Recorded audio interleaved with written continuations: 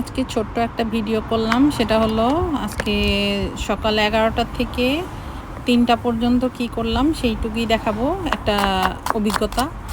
তো আজকে হচ্ছে সকালে নাস্তা করার পর চিন্তা করলাম একটু বিরিয়ানি রান্না করব, সেই জন্য পেঁয়াজ টিয়াজ এগুলো সব কাটাকুটি করলাম, মাংস ভিজালাম, আর সাথে ভর্তা করেছিলাম, খুবই মজাদার এই ভর্তাটা।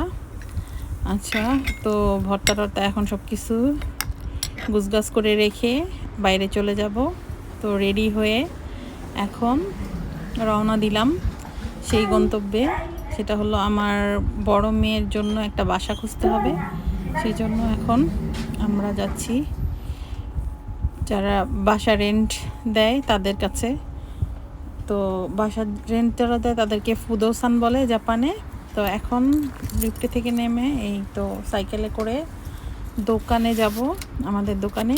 ওইখানে সাইকেল রেখে তারপর বাসে করে আমরা সেই গন্তব্যে পৌঁছে যাব। এখন বাসের জন্য ওয়েট করছি।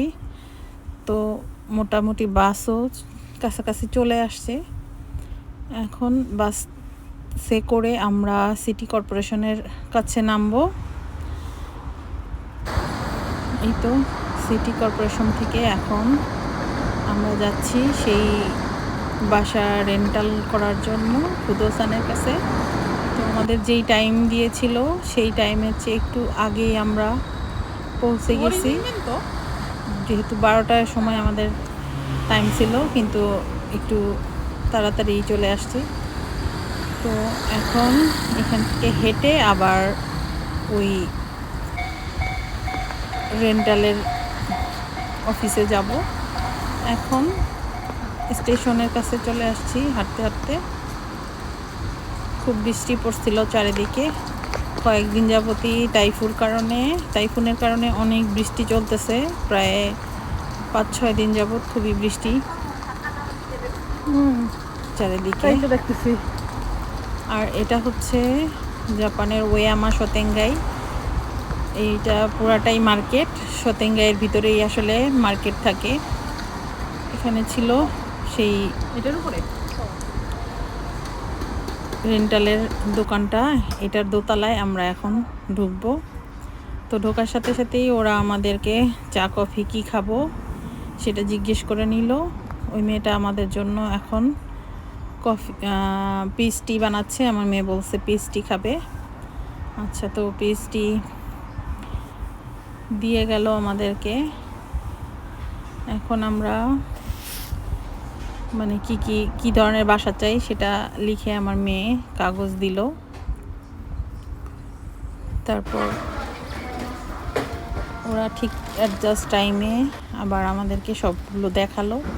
এখন আমরা বাসা দেখতে যাচ্ছি সেই অফিস থেকে। এখন ওদের গাড়িতে করেই আমাদেরকে তাদের গন্তব্যে নিয়ে যাবে, কি বাসা আছে সেটা দেখানোর জন্য। এখন গাড়ি বের হওয়ার জন্য একটু ওয়েট করতেছি। এই তো একটা বাসায় চলে আসছি, এখানে দেখলাম। তবে এখানে একটা খুব নতুন অভিজ্ঞতা হইল। নতুন অভিজ্ঞতাটা হলো আমরা আগে থেকেই জানতাম, কারণ জাপানে যখন কোনো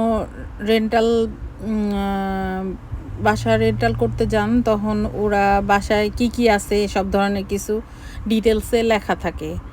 তো আজকে যেটা হয়েছে, তো বলছে যে কেউ আত্মহত্যা করলেও সেই বাসার মধ্যে সেটাও বলে দেয়। ওইসব বাসা আবার খুব কম মূল্যে পাওয়া যায়। আবার কেউ মারা গেলেও ওইসব বাসা, কেউ যদি মারা যায় ওই বাসার ভিতরে, তখন সেইটাও বলে দেয় যে এই বাসাটার মধ্যে একজন লোক মারা গেছে কিছুদিন আগে, তুমি কি ওই রুম দেখতে চাও কি না জিজ্ঞেস করে নেয়। তো আপনি যদি পারমিশন দেন তখন আপনাকে নিয়ে দেখাবে, কিন্তু তার আগে ওরা আপনাদের ওই বাসা দেখাবে না। কিন্তু আমরা মনে করলাম যে এরকম তো হইতেই পারে, যে সমস্যা নাই, সেখানে তো আর আত্মহত্যা করে নাই, কিন্তু বাসা হয়তো বা কেউ মারা গেছে, সেটা তো থাকাই যায়। তো এটা ভেবে আমরা সেই বাসাটাও দেখতে গেলাম প্রথমে। তো ওই বাসাটার ওই অভিজ্ঞতা ছিল, যদিও আমি ওই ভিডিওটা করি নাই। তো বাসাটা সবই ঠিক আছে, সব কিছুই কিন্তু আপনি কিছুই বুঝবেন না গেলে, কারণ ওইখানে তো আর কিছু পড়ে থাকবে না, রুম খালি। তো বাসাটার ভিতরে এত দুর্গন্ধ ছিল যে লোকটা মারা গেছে সেখানে, সেটা পইচা চারিদিকে গন্ধ হয়ে গেছে।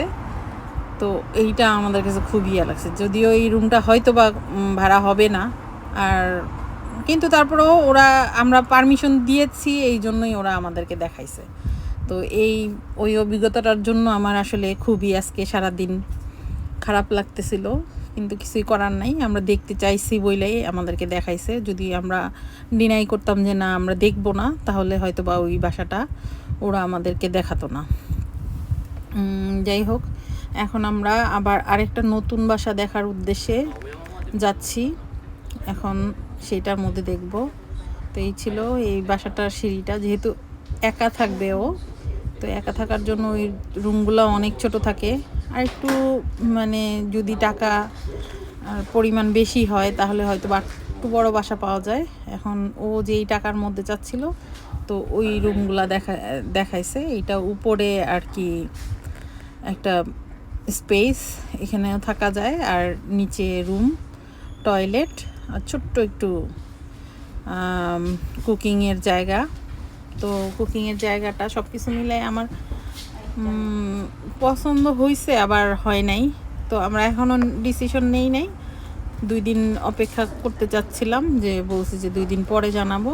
তো আমরা এই বাসাটা একদম বাসার কাছেই ছিল, এই জন্য হয়তো বা আমার মেয়ে খুব রাজি হয়েছিল বাসাটা নেওয়ার জন্য, কিন্তু ওর বাবা একদমই পছন্দ করে নাই বাসাটা, মনে হয় না এই বাসাটা নেওয়া হবে। বলছি আর একটু প্রাইস বাড়ায় একটু ভালো বাসা, আর একটু ভালো জায়গায় বাসা নিতে, যেখানে এই উপরে উঠার ঝামেলা থাকবে না।